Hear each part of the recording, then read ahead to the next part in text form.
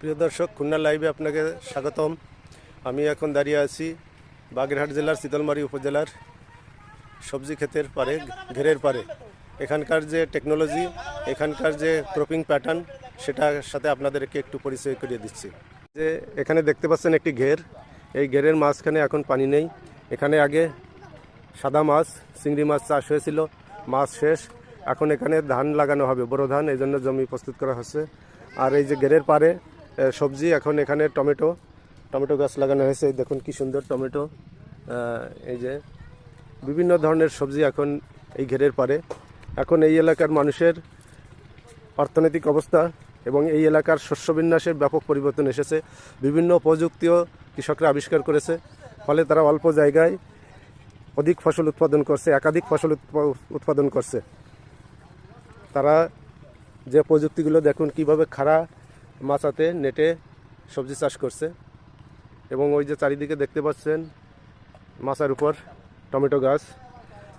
এখানে শীতকালে বেশিরভাগ ঘেরের পারে টমেটো চাষ হয় এবং গরমকালে এখানে বিভিন্ন ধরনের গ্রীষ্মকালীন সবজি, যেমন শসা, করলা, চাল কুমড়া, চিচিঙ্গা,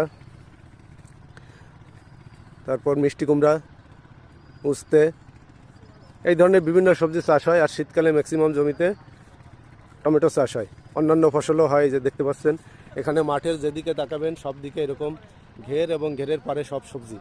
মাছের থেকে এখন এই এলাকার মানুষ সবজি থেকে বেশি ইনকাম করে। এই এলাকার শস্যবিন্যাস এই এলাকার মানুষের জীবনযাত্রাকে বদলে দিয়েছে এই ঘেরের কারণে।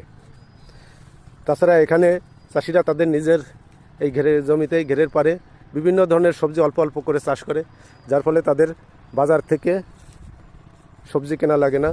তারা বিষমুক্ত সবজি নিজেরাই উৎপাদন করে খেতে পারে, ফলে তাদের স্বাস্থ্যেরও উন্নতি হয়েছে, অর্থনৈতিক উন্নতি হয়েছে।